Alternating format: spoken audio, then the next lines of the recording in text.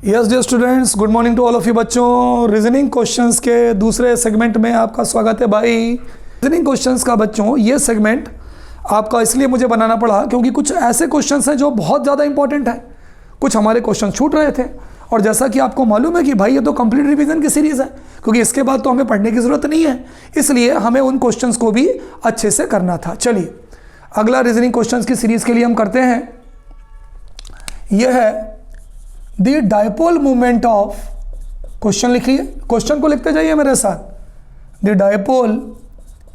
Dipole movement of hello arene is less than halo alkane, sorry is less than hello arene, ठीक है, is less than cyclohexane, ठीक है। Note कर लीजिए बच्चों, क्वेश्चन को नोट कर लीजिए।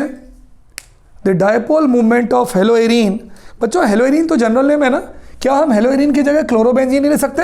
लिख सकते हैं सर, बिल्कुल लिख सकते हैं, तो वही लिख लो भाई, थोड़ा और ज़्यादा क्लियर हो जाएगा।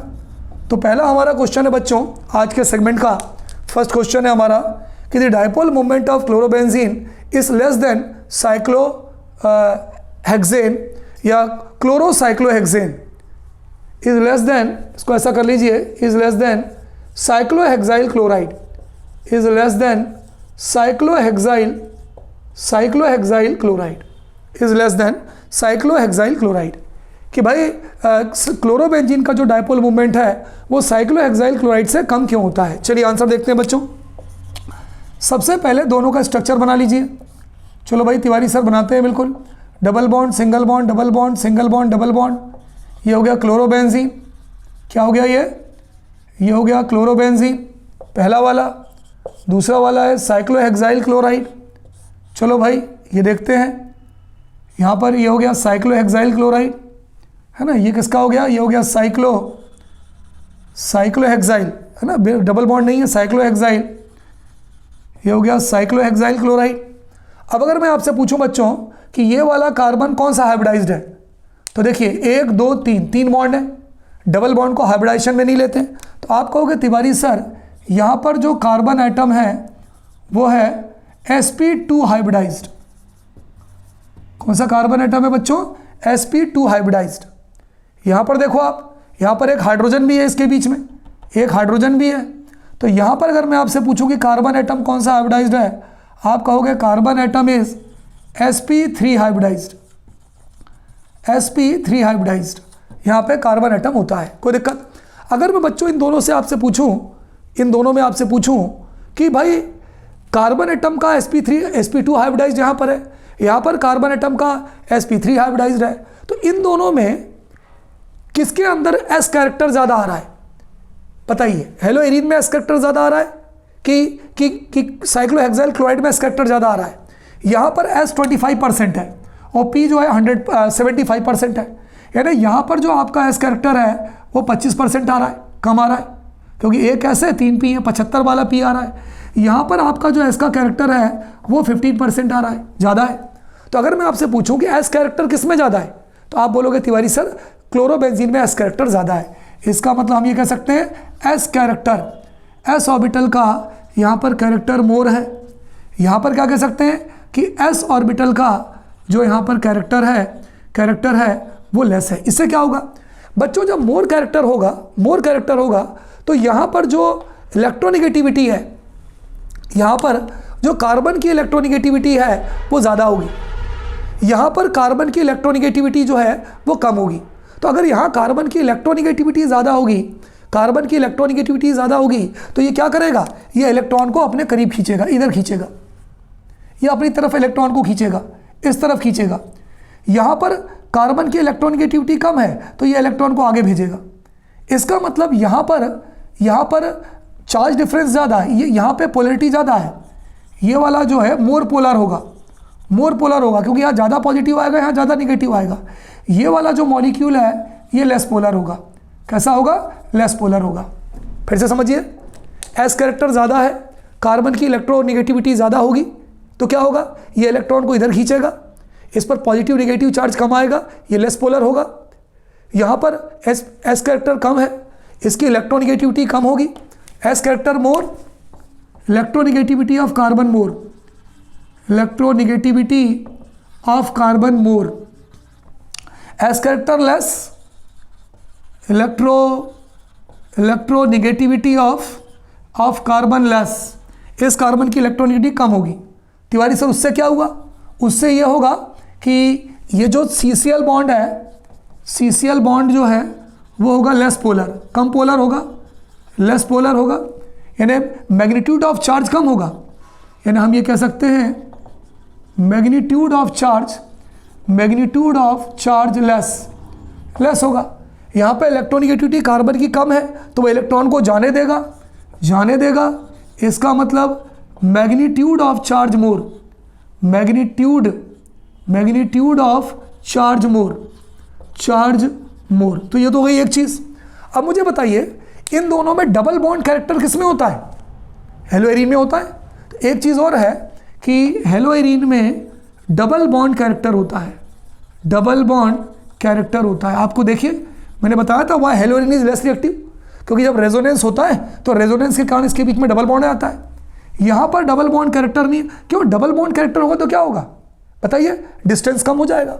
सिंगल बॉन्ड ज़्यादा बॉन्ड लंबा, डबल बॉन्ड कम छोटा, ट्रिपल और छोटा। तो यहाँ पर अगर डबल बॉन्ड कैरेक्टर है तो बॉन्ड लेंथ कम हो जाएगी, बॉन्ड लेंथ लेस, डिस्टेंस कम हो जाएगा। यहाँ पे सिंगल बॉन्ड है तो बॉन्ड लेंथ मोर, बॉन्ड लेंथ क्या हो जाएगी? मोर हो जाएगी। ठीक। अब अगर हम डायपोल मूवमेंट देखें तो डायपोल मूवमेंट का फॉर्मूला होता है mu is equal to Q into D. Q क्या होता है? Magnitude of charge, magnitude of charge, और डी क्या है? Distance between carbon and halogen. तो अगर आप हेलोएरीन में देखो तो मैग्नीट्यूड ऑफ चार्ज भी लेस है, देखो मैग्नीट्यूड ऑफ चार्ज लेस, और डिस्टेंस भी कम है क्योंकि रेजोनेंस के कारण कार्बन हेलोजन के अंदर डबल बॉन्ड आ रहा है। अगर ये दोनों कम है तो इसका डायपोल मूवमेंट भी कम होगा। किसका? पहले वाले का। तो हम ये कह सकते हैं कि पहले वाले कंडीशन में क्या होगा? डायपोल मोमेंट लेस होगा। दूसरे वाले में देखिए मैग्नीट्यूड ऑफ चार्ज ज़्यादा आ रहा है। क्यों आ रहा है चार्ज ज़्यादा? क्योंकि इसकी इलेक्ट्रोनिटी कम है, ये इलेक्ट्रॉन को फ्री कर रहा है, और सिंगल बॉन्ड है तो डिस्टेंस भी ज़्यादा आ रहा है। तो अगर मैग्नीट्यूड ऑफ चार्ज ज़्यादा आ रहा है, डिस्टेंस ज़्यादा आ रहा है, तो हम क्या कह सकते हैं? हम ये कह सकते हैं कि दूसरी कंडीशन में क्या होगा? डायपोल मूवमेंट कैसा होगा? ज़्यादा होगा, मोर। इसका मतलब क्या हुआ कि क्लोरोबेंजीन और साइक्लोहेक्साइल क्लोराइड में क्लोरोबेंजीन का डायपोल मूवमेंट कम होगा और साइक्लोहेक्साइल का क्लोराइड का डायपोल मूवमेंट ज़्यादा होगा। एक बार फिर समझ लीजिए, पहला वाला ये है, इसके अंदर कार्बन sp2 हाइब्रिडाइज्ड है, एस कैरेक्टर ज़्यादा होगा, इसकी इलेक्ट्रोनिगेटिविटी ज़्यादा होगी, कम पोलर होगा, डबल बॉन्ड होगा, बॉन्ड लेंथ कम होगी। तो यहाँ पर दो बातें हैं, हमें दो बातें पर रिस्ट्रिक्ट करना है। पहला लेस पोलर, दूसरा डबल बॉन्ड। यहाँ पर मोल पोलर, यहाँ पे सिंगल बॉन्ड। तो डायपोल मूवमेंट का फॉर्मूला क्या होता है? Q into D, charge into distance. पहले वाले में चार्ज कम है, कार्बन हाइड्रोजन का डिस्टेंस कम है, दोनों कम है, डायपोल मूवमेंट कम होगा। दूसरे वाले में चार्ज ज़्यादा है क्योंकि कार्बन की जो इलेक्ट्रोनिगेटिविटी है वो क्या है? कम है, और डिस्टेंस भी इसका ज़्यादा है क्योंकि सिंगल बॉन्ड है, इसलिए इसका डायपोल मूवमेंट भी ज़्यादा होगा। है ना? नोट कर लीजिए। कोई दिक्कत हो तो भाई बताइए। वैसे मेरे हिसाब से तो आपको कहीं कोई दिक्कत नहीं होनी चाहिए। चलिए पॉज करिएगा, इसके बाद नोट करिएगा। अगला क्वेश्चन है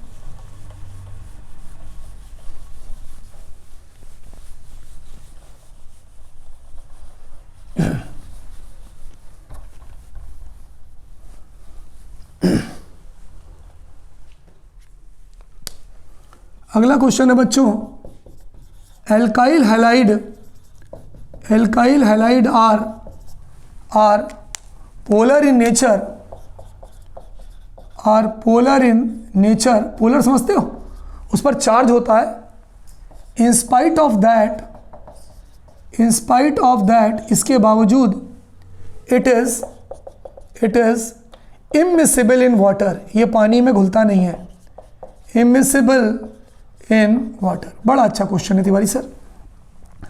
क्वेश्चन ये है कि भाई जो हमारा एल्काइल हैलाइड होता है ये पोलर नेचर का होता है और इसके बावजूद जो है ये पानी में नहीं घुलता, ऐसा क्यों है ना? आंसर को अच्छे समझिएगा बच्चों। बच्चों देखिए, alkyl halide are polar in nature, RX positive negative, क्यों? क्योंकि ये बॉन्ड यहां आता है, नेगेटिव ये पॉजिटिव। इसके बीच में जो बॉन्ड होते हैं, जो फोर्सेस होती हैं जो इनको बांध के रखती हैं, उसको हम कहते हैं डाइपोल इंटरेक्शन। भाई कोई अगर आपसे पूछे कि भाई जो एल्काइल हैलाइड के मॉलिक्यूल हैं, अगर ये पोलर हैं, अगर इन पे चार्ज है, पोलर मतलब चार्ज है, तो इनके अंदर कौन सी ऐसी फोर्स ऑफ अट्रैक्शन है जो इन दोनों को आपस में बांध के रखती है? वो कौन सी फोर्स है जो इनको आपस में बांध के रखती है? तो बच्चों जो फोर्स है जो इनको आपस में बांध के रखती है, उसका नाम क्या है बोलो? Dipole interaction. वो जो फोर्स है जो इनको आपस में बांध के रखती है, उसका नाम है डाइपोल इंटरेक्शन। चलो दूसरा देखते हैं भाई, वाटर, HOH आपको मालूम है इसका नाम क्या है बच्चों, बताओ? वाटर। और ये तो बच्चे बता ही देंगे कि वाटर के अंदर कौन सी फोर्स है जो उनको बांध के रखती है। सर हम सबको मालूम है, यह हाइड्रोजन बॉन्ड, वो हाइड्रोजन बॉन्ड है जो वाटर के मॉलिक्यूल को आपस में बांध के रखती है। इनको जो फोर्स बांध के रखती है वो डाइपोल इंटरेक्शन है। पानी के मॉलिक्यूल को जो बांध के रखती है वो हाइड्रोजन बॉन्ड है। लेकिन वो फोर्स जो दोनों को बांध के अगर रखेगी, the force which will bind both the molecules together will have higher degree of attraction, वो दोनों से स्ट्रांग होनी चाहिए। अगर इन दोनों को मिलाने वाली जो फोर्स है, अगर इन दोनों फोर्स से, डाइपोल इंटरेक्शन फोर्स से और हाइड्रोजन बॉन्ड फोर्स से, अगर दोनों से स्ट्रांग होगी तब तो ये दोनों आपस में मिलेंगे ना। लेकिन अगर वीक होगी तो क्या होगा? ये दोनों आपस में नहीं मिलेंगे। तो ऐसा होता है कि जो नई फोर्स है जो इनको जोड़ के आपस में रखने वाली है, वो इन दोनों फोर्सेस से वीक होती है, इसलिए ये दोनों आपस में नहीं मिल पाते। तो हम ये लिख सकते हैं, since the new force of attraction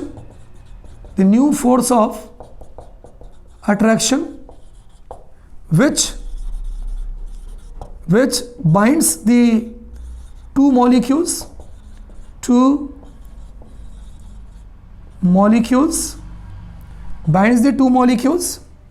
ठीक है, is less, कम होती है, then the two forces is less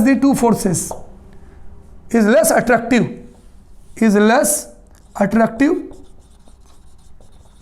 than two forces। अब वो टू फोर्सेस कौन कौन सी हैं? डाइपोल इंटरेक्शन और हाइड्रोजन बॉन्ड। देयरफॉर इसलिए हम ये कह सकते हैं कि alkyl halide is not miscible in water, alkyl halide is not miscible या इमिसिबल इन वाटर, है ना? लेस पावरफुल होती है ना। ये जो फोर्स है, जो नई फोर्स है, वो लेस अट्रैक्टिव या लेस पावरफुल। आप अट्रैक्टिव की जगह पे बच्चों लेस पावरफुल भी लिख सकते हो। अगर वो इन दोनों से ज़्यादा पावरफुल होती तो दोनों को आपस में जोड़ देती। लेकिन भाई वो जो नई फोर्स है वो तो डाइपोल इंटरेक्शन और हाइड्रोजन बॉन्ड दोनों से कम पावरफुल है, तो दोनों को जोड़ ही नहीं पाती। इसलिए क्या होता है? इसलिए ये दोनों आपस में मिल नहीं पाते। नोट कर लीजिए, जबकि उस पर चार्ज होता है।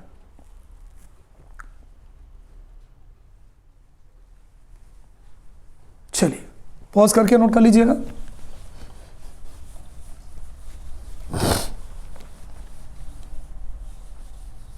अगला क्वेश्चन है बच्चों, अगला क्वेश्चन है हमारा, वाई ग्रिग्नार्ड रिएजेंट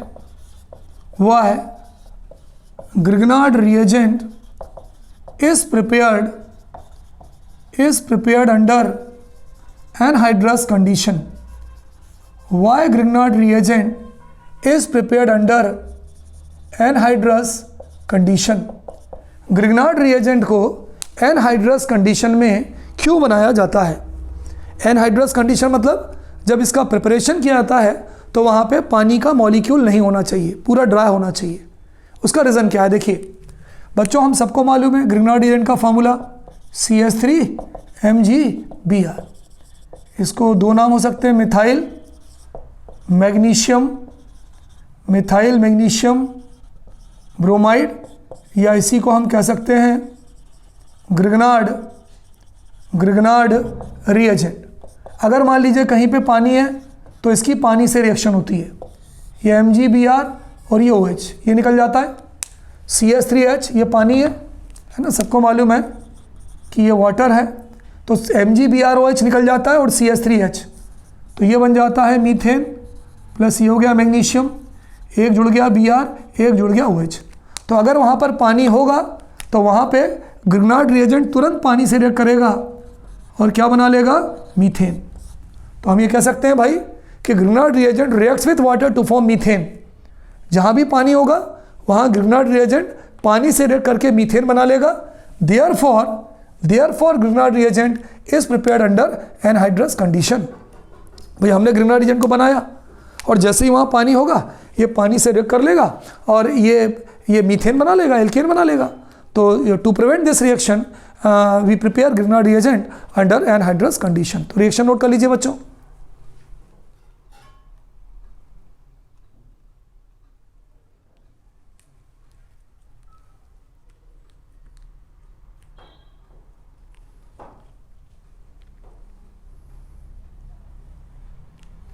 चलिए आगे बढ़ते हैं भाई। अगला question,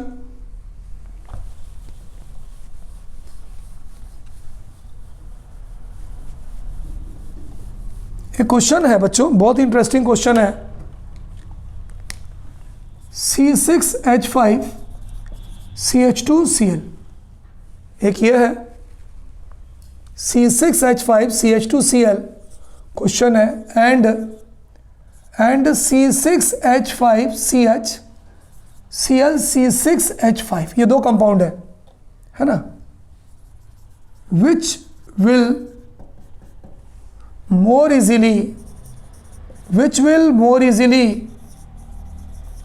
hydrolyzed by aqueous potassium hydroxide। ये क्वेश्चन है बच्चों, बहुत मजेदार क्वेश्चन है। SN1 और SN2 मैकेनिज्म पर बेस है। देख लीजिए क्वेश्चन ये है कि भाई हमारे पास दो कंपाउंड है, एक ये प्राइमरी एल्किल हैलाइड है, एक ये सेकेंडरी एल्किल हैलाइड है। तो आप ये बताइए दोनों में से एक्वस KOH के द्वारा कौन इजीली जो है हाइड्रोलाइज होगा। अब देखो बच्चों इसके दो आंसर हैं। अब यहाँ पे दिक्कत ये है कि भाई आपको SN1 मैकेनिज्म के थ्रू बताना है या SN2 मैकेनिज्म के थ्रू बताना है। तो ये एक क्वेश्चन भी दो में टूट सकता था कि by SN which will be more easily hydrolyse by aqueous KOH by SN1 mechanism, या इसका अगला क्वेश्चन जो बनता कि which will be easily hydrolyse by aqueous KOH by SN2 mechanism. तो यहाँ पे मैं आपको दोनों मैकेनिज्म से बता रहा हूँ। अगर मान लीजिए पहले आप SN1 मैकेनिज्म देखेंगे, SN1 मैकेनिज्म देखेंगे, यूनिमॉलिक्यूलर न्यूक्लियोफिलिक सब्स्टिट्यूशन रिएक्शन का मैकेनिज्म देखेंगे। याद करो मैंने आपको क्या बताया था, greater the stability of carbocation greater will be the reactivity.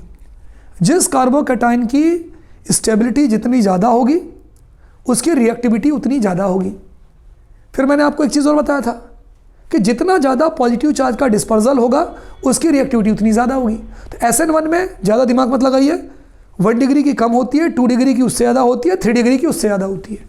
तो अगर हम SN1 की बात करें तो कम में ज़्यादा, जितनी ज़्यादा डिग्री होगी उतनी ज़्यादा तेज़ी से वो हाइड्रोलाइज होगा।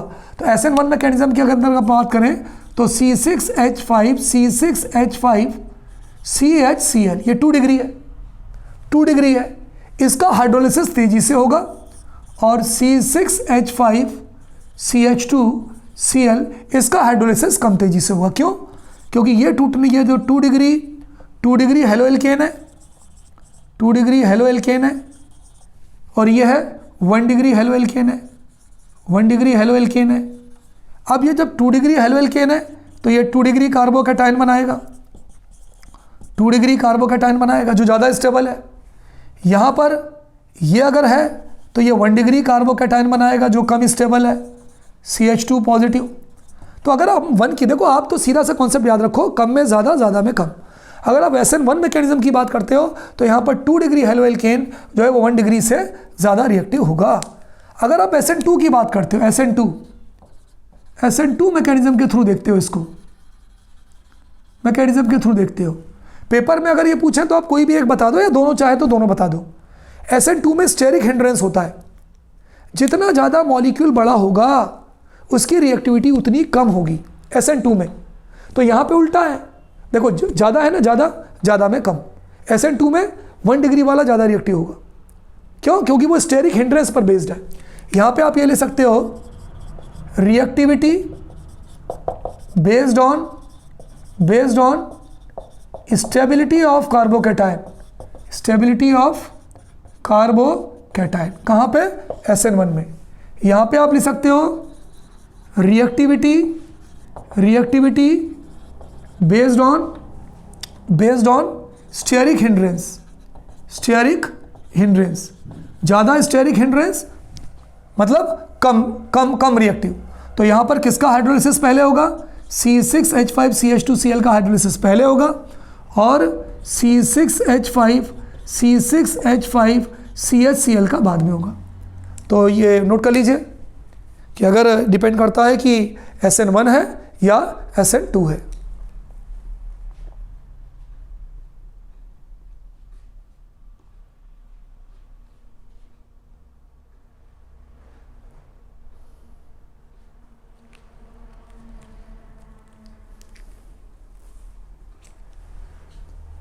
चलिए नोट कर लीजिएगा। अगला क्वेश्चन बच्चों बहुत इंटरेस्टिंग है और so many times it has been asked in our examination, और हमारे रिवीजन सीरीज के हिसाब से बहुत इंपॉर्टेंट क्वेश्चन है बच्चों। Para dichlorobenzene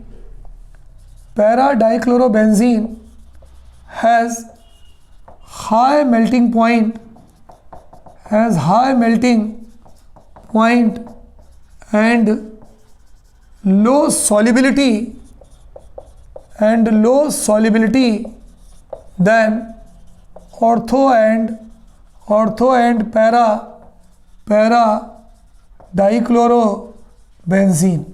Why? क्वेश्चन समझिए बच्चों। क्वेश्चन ये है कि डाइक्लोरोबेंजीन जो होता है वो हम 3 तरह से बना सकते हैं। देखिए पहले आंसर, ये हो गया क्लोरोबेंजीन, ये भी हो गया क्लोरोबेंजीन और ये भी हो गया क्लोरोबेंजीन। ठीक है, ये ऑर्थो है, ये मेटा है, ये पैरा है। अगर मैंने यहाँ Cl लगा दिया तो हम इसको बोलेंगे ऑर्थो डाइक्लोरोबेंजीन। अगर यहाँ Cl लगा दिया हम इसे बोलेंगे मेटा डाइक्लोरोबेंजीन। अगर यहाँ Cl लगा दिया हम इसको बोलेंगे para dichlorobenzene. Para, Meta, ortho. ये कह रहे हैं कि जो पैरा डाइक्लोरोबेंजीन होता है, ये होता है, इसका मेल्टिंग पॉइंट ज़्यादा होता है और इसकी सॉल्युबिलिटी कम होती है। तो बच्चों ये जो पैरा डाइक्लोरोबेंजीन है, अगर मान लीजिए क्रिस्टल लेटिस है, ये सिमेट्रिक है कि नहीं है? पैरा डाइक्लोरो मॉलिक्यूल जो होता है इसकी खास बात ये होती है कि सिमेट्रिक होता है। यदि हम काटें तो बराबर टुकड़े में आ जाएगा। सिमेट्रिक होने के कारण क्या होता है कि ये क्रिस्टल लेटिस के अंदर जाकर उसमें फंस जाता है, फिट हो जाता है, आराम से फिट हो जाता है। ठीक है, सिमेट्रिक होने के कारण। तो ड्यू टू सिमेट्रिक नेचर किसका भाई? Of para dichlorobenzene. Para dichlorobenzene का सिमेट्रिक नेचर होता है। It fits in crystal lettuce. It fits in crystal lettuce.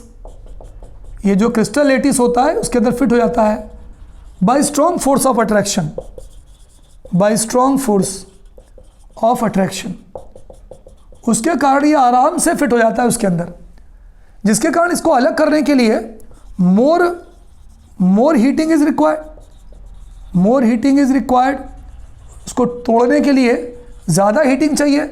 Therefore हम ये कह सकते हैं बॉइलिंग पॉइंट इज मोर। इसका बॉइलिंग पॉइंट ज़्यादा होता है, इसलिए ये आराम से सॉल्युबल नहीं होगा। पानी में बॉइलिंग पॉइंट ज़्यादा होगा और इसकी सॉल्युबिलिटी कम होगी, क्योंकि इसको घोलने के लिए हमें बहुत ज़्यादा गर्म करना पड़ेगा। ठीक है, इसलिए हम ये कह सकते हैं कि पैरा डाइक्लोरोबेंजीन की सॉल्युबिलिटी सबसे ज़्यादा होती है।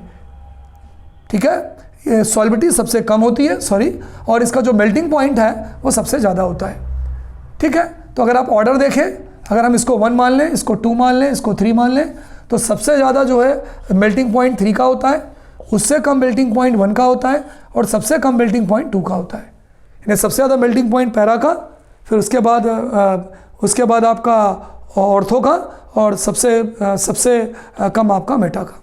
नोट कर लीजिए। तो इसका आंसर ये होगा कि para dichlorobenzene has a symmetric nature, and due to their symmetric nature it completely fits in the crystal lattice, and that's why lot of energy is required to break the bond, and that's why its solubility will be more. तो इसका boiling point जो है वो ज़्यादा होता है, और इसकी सॉल्बिलिटी लेस होती है। सॉल्बिलिटी लेस होती है, लेस मतलब जल्दी जब टूटेगा नहीं तो पानी में जल्दी घुलेगा नहीं। नोट कर लीजिए।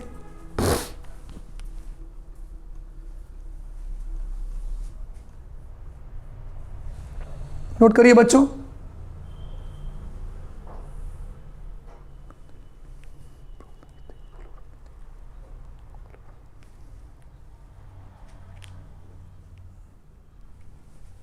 चलिए अगला क्वेश्चन देखते हैं बच्चों। अगला क्वेश्चन है बच्चों, अरेंज द फॉलोइंग। बहुत इंपॉर्टेंट क्वेश्चन है बच्चों, ध्यान रखिएगा। In the increasing order of their boiling point. Arrange question है, अरेंज द फॉलोइंग, हमारा क्वेश्चन है बच्चों, अरेंज द फॉलोइंग। भाई कई बार पेपर में आया है, in the increasing order of boiling point। boiling point, हमें इसको boiling point के इंक्रीजिंग ऑर्डर में जमाना है। क्या है भाई? पहला है क्लोरोमीथेन, फिर इसके बाद क्या है भाई? इसके बाद है ब्रोमोमीथेन, ब्रोमोमीथेन लिख लीजिए। हमारा जो ऑर्डर है वो है क्लोरोमीथेन, ब्रोमोमीथेन,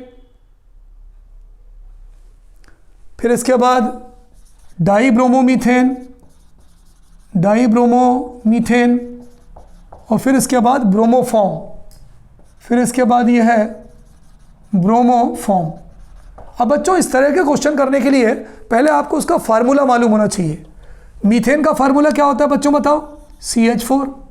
अब इन्होंने क्लोरोमीथेन लिखा है, तो क्लोरोमीथेन का मतलब एक हाइड्रोजन हटा दीजिए, एक Cl लगा दीजिए, क्लोरोमीथेन। ब्रोमोमीथेन का क्या लिखोगे? CH3Br। डाईब्रोमोमीथेन में क्या करोगे? मीथेन का फार्मूला होता है CH4, तो आप 2 हाइड्रोजन हटा दीजिए, और 2 हाइड्रोजन हटाने के बाद 2 Cl लगा दीजिए, 2 हाइड्रोजन हटाने के बाद 2 Br लगा दीजिए, और लास्ट वाला है ब्रोमोफॉर्म। तो ब्रोमोफॉर्म क्लोरोफॉर्म का फार्मूला क्या होता है? CHCl3। अगर क्लोरोफॉर्म का फार्मूला बच्चों CHCl3 होता है, तो ब्रोमोफॉर्म का फार्मूला क्या हो जाएगा? ये हो जाएगा CHBr3। क्लियर? चलिए अब देखते हैं भाई, अब इनमें क्या अंतर है। अब ध्यान दीजिएगा, अब यहाँ पे क्या है बच्चों? क्लोरोमीथेन, ब्रोमोमीथेन, ठीक है। डाईब्रोमोमीथेन, अच्छा डाईब्रोमोमीथेन है, मतलब यहाँ पर हम ब्रोमो 2 लेंगे। चलिए अब आगे बढ़ते हैं। अब देखिए, सबसे पहले तो हम ये देखें इन दोनों में कि जितना ज़्यादा बड़ा हेलोजन है उतना ज़्यादा उसका बॉइलिंग पॉइंट होता है। तो यहाँ भी क्लोरोमीथेन है, ब्रोमोमीथेन है, इन दोनों को अगर हम कंपेयर करें, तो यहाँ पे बॉइलिंग पॉइंट किसका ज़्यादा होगा? ब्रोमीन का ज़्यादा होगा, क्योंकि इसका साइज़ बड़ा है, तो इसका ज़्यादा होगा, इसका कम होगा। तो इन दोनों में अगर हम देखें तो इसका बॉइलिंग पॉइंट इसके बॉइलिंग पॉइंट से ज़्यादा है, क्योंकि ब्रोमीन का साइज़ बड़ा है, क्लोरीन का साइज़ छोटा है। अब इन दोनों में देख लो भाई, जितने ज़्यादा हेलोजन होंगे बॉइलिंग पॉइंट उतना ज़्यादा होगा। यहाँ पे 2 हेलोजन है, इसका बॉइलिंग पॉइंट कम होगा, यहाँ पे 3 हेलोजन, इसका बॉइलिंग पॉइंट और ज़्यादा होगा। तो अगर हम बॉइलिंग पॉइंट का इंक्रीजिंग ऑर्डर लिखें कि बॉइलिंग पॉइंट किसका कम होगा, किसका ज़्यादा होगा, तो सबसे कम बॉइलिंग पॉइंट होगा increasing order of boiling point, सबसे कम बॉइलिंग पॉइंट होगा CH3Cl का, उससे ज़्यादा बॉइलिंग पॉइंट होगा CH3Br का, उससे ज़्यादा बॉइलिंग पॉइंट होगा CH2Br2 का, क्योंकि डायब्रोमोमीथेन है, और सबसे ज़्यादा बॉइलिंग पॉइंट होगा CHBr3 का। तो बच्चों 2 बातें नोट करिए इसमें। Number one boiling point increases with the increase in size of halogen atom, with the increase in size of halogen atom, with the increase in size of halogen atom. और एक चीज़ और note करिए, boiling point increases with the increase in number of halogen atoms, with the increase in number of halogen atoms. बहुत important question है बच्चों, एक बार दिमाग में आ जाएगा तो करना बहुत आसान हो जाएगा. Note down.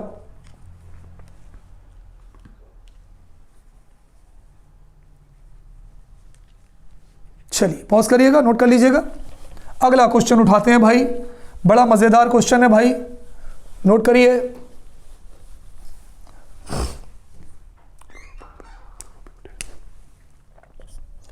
Chloropropane, chloropropane, chlorobutane, लिख लीजिए, नोट डाउन करिए. क्लोरोप्रोपेन, क्लोरोब्यूटेन, आइसोप्रोपाइल क्लोराइड, तीन है. क्लोरोप्रोपेन, क्लोरोब्यूटेन और आइसोप्रोपाइल क्लोराइड. किसका बॉइलिंग पॉइंट कम होगा, किसका बॉइलिंग पॉइंट ज़्यादा होगा? बताइए, बताइए भाई, किसका बॉइलिंग पॉइंट कम होगा, किसका ज़्यादा होगा? बच्चों देखो, जब भी आप बॉइलिंग पॉइंट का क्वेश्चन करो ना, एक बात हमेशा याद रखना, इनके स्ट्रक्चर बना लेना पहले, क्योंकि यदि आप इनके स्ट्रक्चर बना लोगे ना तो आपका आधा काम खत्म हो जाएगा. चलिए पहले स्ट्रक्चर बनाते हैं. क्लोरोप्रोपेन, 1 2 3 प्रोप, Cl लगा दिया. क्लोरोप्रोपेन, सबके बीच में सिंगल बॉन्ड, 3 और 1 4, 2 और 2 4, 2 और 2 4.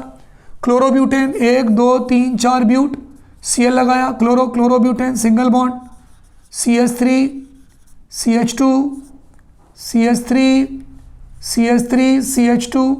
वेट अ मिनट, फिर से देखिए बच्चों.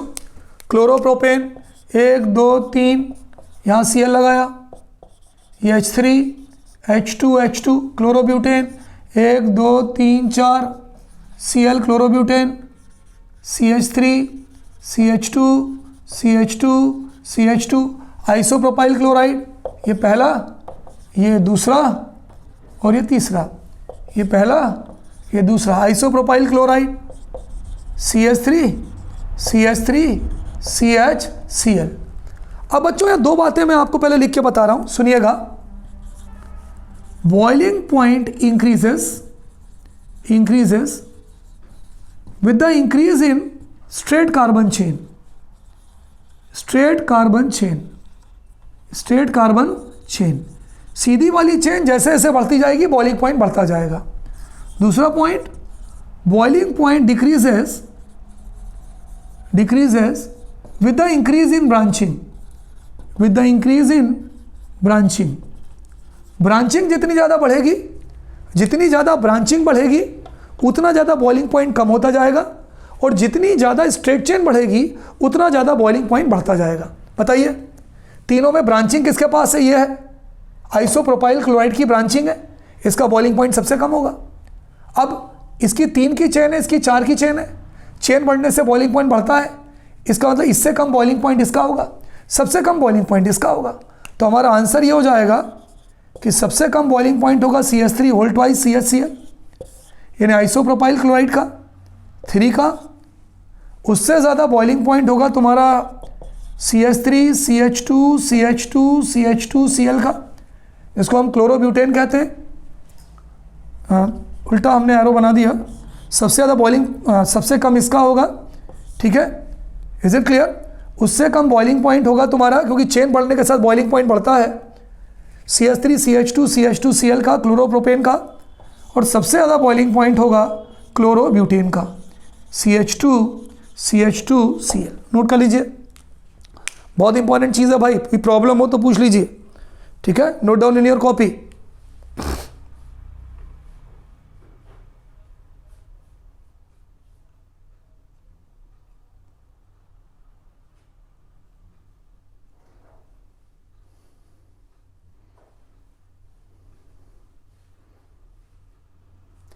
बच्चों चलिए एक क्वेश्चन मैं आपको देता हूँ, उसको थोड़ा ध्यान दीजिएगा, बहुत इंपॉर्टेंट क्वेश्चन है, ठीक है?